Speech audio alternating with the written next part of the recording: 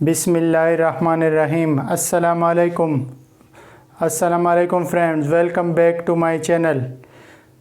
आप लोग कैसे हैं फ्रेंड्स? उम्मीद है खैरियत से होंगे।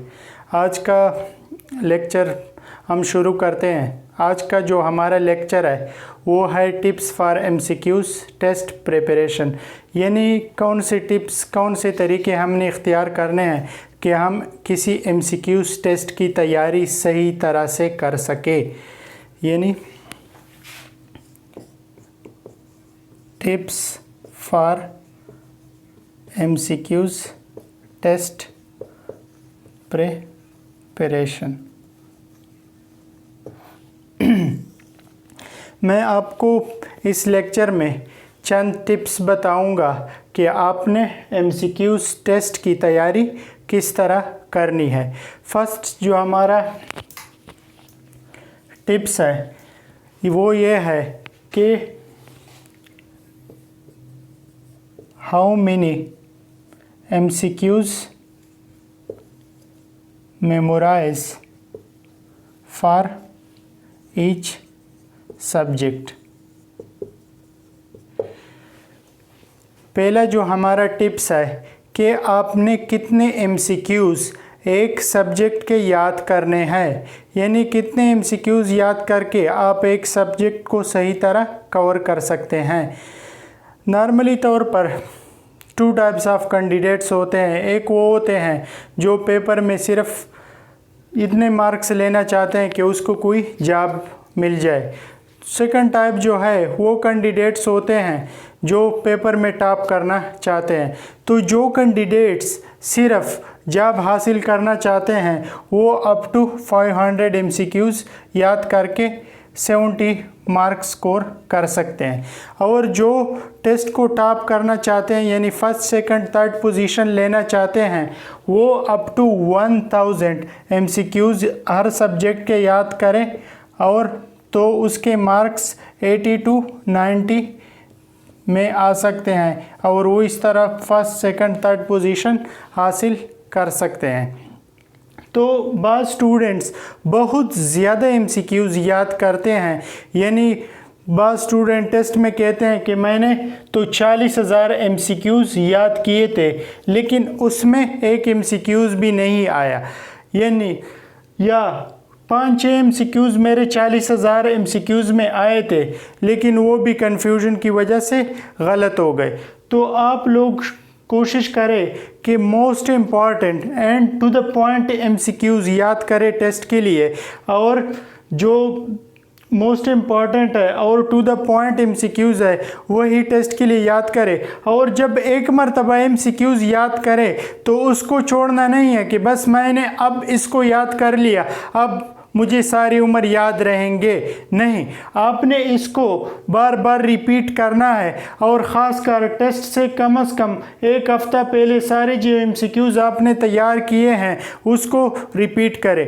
यही जो हमारा चैनल है इसी चीज़ को कि स्टूडेंट्स पे बर्डन कम से कम पड़े और वो ज़्यादा से ज़्यादा एमसीक्यूज़ तैयार करे, और जो most important and to the point MCQs है हम सिर्फ उसी को डिस्कस करें जिसके एग्ज़ाम में आने के 100% चांस होते हैं। और वो स्टूडेंट कन्फ्यूजन का शिकार ना हो जाए कि मैंने तो 40,000 50,000 70,000 एमसीक्यूज़ याद किए हैं लेकिन जब टेस्ट में जाता हूँ तो वो एक दूसरे में गुल मिल जाते हैं कि ये एमसीक्यूज़ इसमें जाता है, दूसरा ऑप्शन उसमें चला जाता है, तो वो कन्फ्यूजन का शिकार होके अक्सर गलत कर जाता है।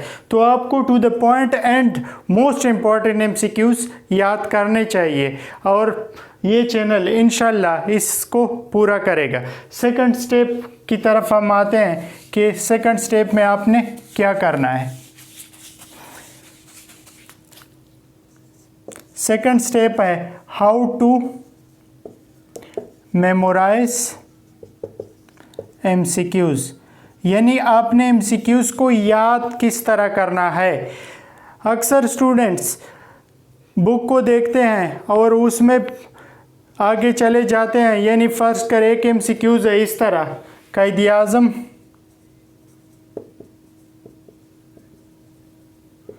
जॉइंट मुस्लिम लीग इन, यानी कायद आज़म ने मुस्लिम लीग को ज्वाइन किया। कब ज्वाइन किया? एक ऑप्शन है 1912, सेकंड ऑप्शन है 1914, थर्ड ऑप्शन है 1915, डी ऑप्शन है 1913। तो स्टूडेंट इसी तरह MCQs देखते हैं, वो देखते हैं कि इसमें कौन सा ठीक है, 1913 ठीक है। इसी तरह आगे जाते हैं और हज़ारों MCQs को सिर्फ उसको पढ़ते हैं, बल्कि याद नहीं करते। वो जाते हैं और वो कहते हैं कि मैंने तो बहुत से MCQs याद किए हैं, लेकिन जब टेस्ट में यही MCQs आता है तो स्टूडेंट कन्फ्यूजन का शिकार होता है कि 1913 था या 1912 था। तो ये ऑप्शन जो है ना, इसी तरह आप याद करेंगे तो आप कन्फ्यूजन का शिकार रहेंगे कि ये 1914 भी हो सकता है, 1913 भी हो सकता है। तो इसको याद करने का जो प्रॉपर तरीका है, आपने जिस तरीके से याद करना है, आपने इस तरह याद करना है MCQs को, ये तरीका नहीं। इस तरीके से कायद आज़म जॉइंट मुस्लिम लीग इन, कब ज्वाइन किया था कायद आज़म ने मुस्लिम लीग को? 1913 को। तो 1913 को कायद आज़म ने मुस्लिम लीग ज्वाइन की थी। तो आपने सिर्फ ये ऑप्शन सही याद करना है और इसको रटना है कि कायद आज़म ने कब ज्वाइन की थी, 1913 को। जब इसी तरह MCQs आता है आपके टेस्ट में, कायद आज़म जॉइंट मुस्लिम लीग इन, तो आप इन ऑप्शनों को बिल्कुल देखेंगे भी नहीं, जो सही ऑप्शन है डायरेक्ट उस पर चले जाएंगे और आपका ऑप्शन सही हो जाएगा।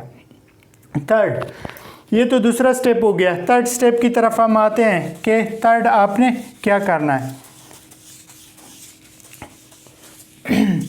अक्सर टेस्ट में मैथ्स का पोर्शन होता है या एनालिटिकल रीजनिंग का पोर्शन होता है।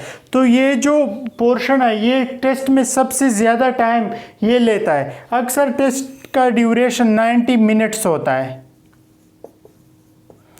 जिसमें स्टूडेंट्स कम से कम 60 मिनट्स जो है 60 मिनट इन मैथ्स के जो 20 MCQs है या एनालिटिकल रीजनिंग के 20 MCQs है, इस पे ज़ाया कर देते हैं। तो बाकी जो रहते हैं 80 MCQs इसके बगैर जो रहते हैं, तो उसके लिए 30 मिनट का टाइम होता है, तो वो बहुत मुश्किल से कवर कर जाते हैं या ज़्यादातर MCQs रह जाते हैं टाइम की कमी की वजह से।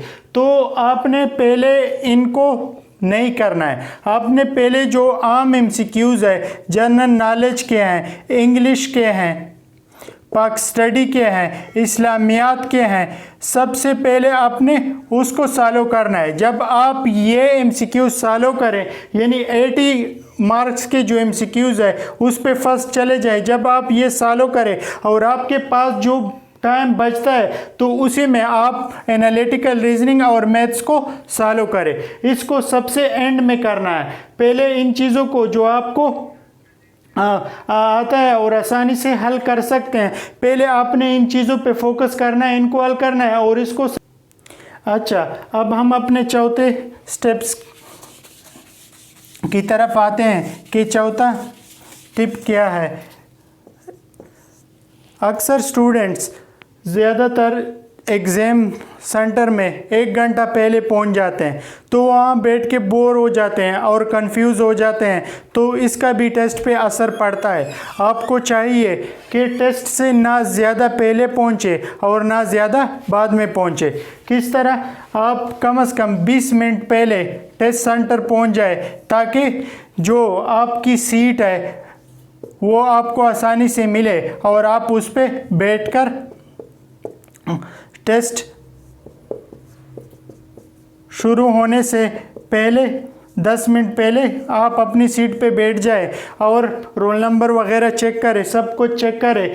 तो जब टेस्ट शुरू होगा तो आपके पास पूरे 90 मिनट्स होंगे।